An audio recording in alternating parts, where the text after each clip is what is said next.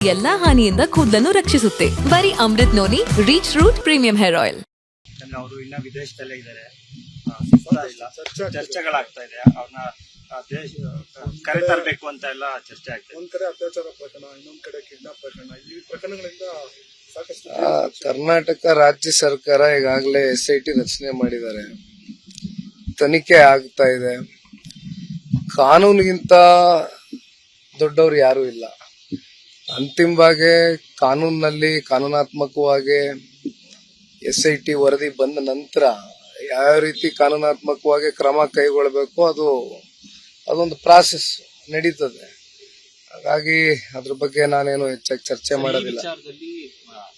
ಜಾಸ್ತಿ ಟಾರ್ಗೆಟ್ ಆಗ್ತಿರುವಂತದ್ದು ಕುಮಾರಸ್ವಾಮಿ, ದೇವೇಗೌಡರು, DK brothers ಅಂತೂ ಒಂದ್ ಹೆಜ್ಜೆ ಮುಂದೆ ಹೋಗಿ ದೊಡ್ಡ ಮಟ್ಟದಲ್ಲಿ ಟಾರ್ಗೆಟ್ ಮಾಡ್ತಿದ್ದಾರೆ. ಸೊ ಈ ಟಾರ್ಗೆಟ್ ರಾಜಕಾರಣಕ್ಕೆ ನೀವೇನ್ ಹೇಳ್ತೀರಿ? ದೇವೇಗೌಡರು, ಕುಮಾರಸ್ವಾಮಿ ಅವರು ತಂದು ಹೇಳ್ತಿರೋದಕ್ಕೆ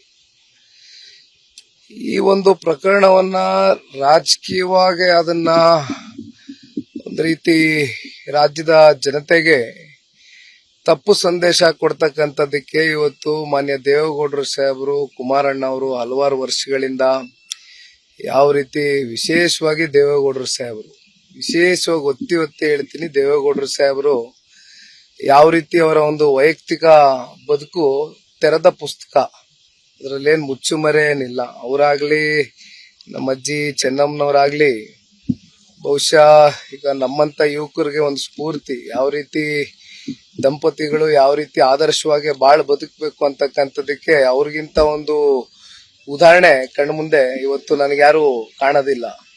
ಹಾಗಾಗಿ ದಯಮಾಡಿ ಕೈ ಜೋಡಿಸಿ ಮನವಿ ಮಾಡ್ತೀನಿ, ದೇವೇಗೌಡರು ಸಾಹೇಬರಿಗೆ 91-92 ವಯಸ್ಸೀಗ.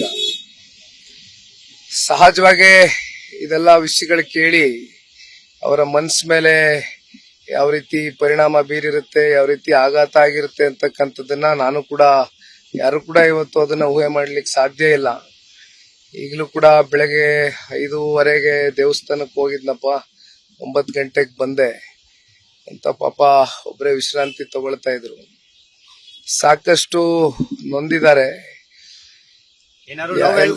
ಎಲ್ಲದಕ್ಕಿಂತ ಜಾಸ್ತಿ ಬಹುಶಃ ಇಡೀ ರಾಜ್ಯದ ಜನತೆಗೂ ಕೂಡ ದೇವೇಗೌಡರು ಸಾಹೇಬ್ರ ಮೇಲೆ ಇವತ್ತು ಯಾವ ರೀತಿ ಪರಿಣಾಮ ಬೀಳಿರುತ್ತೆ ಮನಸ್ಸಿಗೆ ಅಂತಕ್ಕಂಥದ್ದು ಬಹುತೇಕ ನಮ್ಮೆಲ್ಲರ ಮೇಲೆ ಇರ್ತಕ್ಕಂಥ ಒಂದು ವಿಷಯಣ.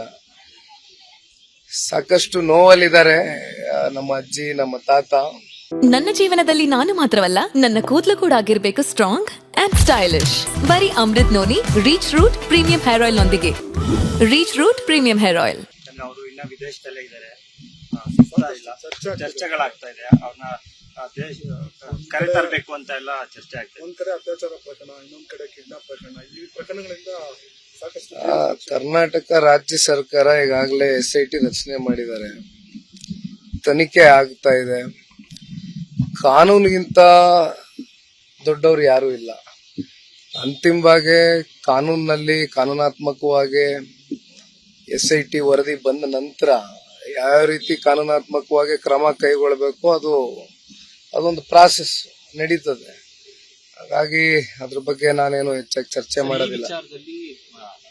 ಜಾಸ್ತಿ ಟಾರ್ಗೆಟ್ ಆಗ್ತಿರುವಂತದ್ದು ಕುಮಾರಸ್ವಾಮಿ, ದೇವೇಗೌಡರು, DK ಬ್ರದರ್ಸ್ ಅಂತೂ ಒಂದ್ ಹೆಜ್ಜೆ ಮುಂದೆ ಹೋಗಿ ದೊಡ್ಡ ಮಟ್ಟದಲ್ಲಿ ಟಾರ್ಗೆಟ್ ಮಾಡ್ತಿದ್ದಾರೆ. ಸೊ ಈ ಟಾರ್ಗೆಟ್ ರಾಜಕಾರಣಕ್ಕೆ ನೀವೇನ್ ಹೇಳ್ತೀರಿ? ದೇವೇಗೌಡರು, ಕುಮಾರಸ್ವಾಮಿ ಅವರು ತಂದು ಹೇಳ್ತಿರೋದಕ್ಕೆ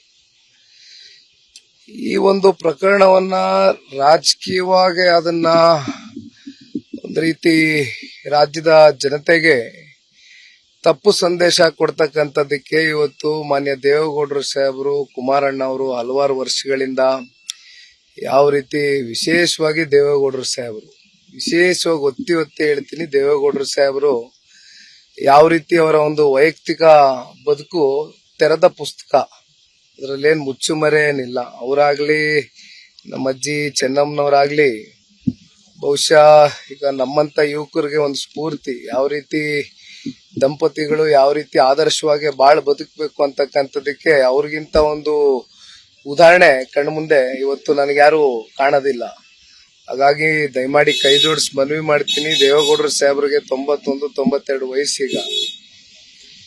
ಸಹಜವಾಗಿ ಇದೆಲ್ಲ ವಿಷಯಗಳು ಕೇಳಿ ಅವರ ಮನಸ್ಸ ಮೇಲೆ ಯಾವ ರೀತಿ ಪರಿಣಾಮ ಬೀರಿರುತ್ತೆ, ಯಾವ ರೀತಿ ಆಘಾತ ಆಗಿರುತ್ತೆ ಅಂತಕ್ಕಂಥದ್ದನ್ನ ನಾನು ಕೂಡ ಯಾರು ಕೂಡ ಇವತ್ತು ಅದನ್ನ ಊಹೆ ಮಾಡ್ಲಿಕ್ಕೆ ಸಾಧ್ಯ ಇಲ್ಲ. ಈಗಲೂ ಕೂಡ ಬೆಳಗ್ಗೆ 5:30ಗೆ ದೇವಸ್ಥಾನಕ್ಕೆ ಹೋಗಿದ್ನಪ್ಪ, 9 ಗಂಟೆಗೆ ಬಂದೆ ಅಂತ ಪಾಪ ಒಬ್ಬರೇ ವಿಶ್ರಾಂತಿ ತಗೊಳ್ತಾ ಇದ್ರು.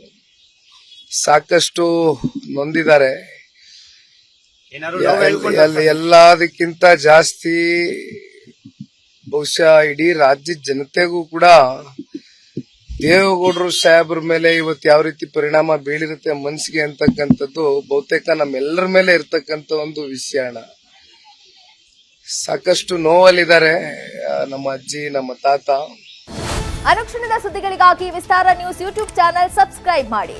ಹೊಸ ಸುದ್ದಿಗಳ ನೋಟಿಫಿಕೇಶನ್ಗಾಗಿ ಬೆಲ್ ಐಕಾನ್ ಕ್ಲಿಕ್ ಮಾಡಿ. ಲೇಟೆಸ್ಟ್ ಅಪ್ಡೇಟ್ಸ್ಗಾಗಿ www.vistaranews.com ವೆಬ್ಸೈಟ್ಗೆ ವಿಸಿಟ್ ಮಾಡಿ. ಅಂಗೈಯಲ್ಲೇ ಜಗತ್ತಿನ ಸುದ್ದಿ ತಿಳಿಯಲು ವಿಸ್ತಾರ ನ್ಯೂಸ್ ಕನ್ನಡ ಆಪ್ ಡೌನ್ಲೋಡ್ ಮಾಡಿ.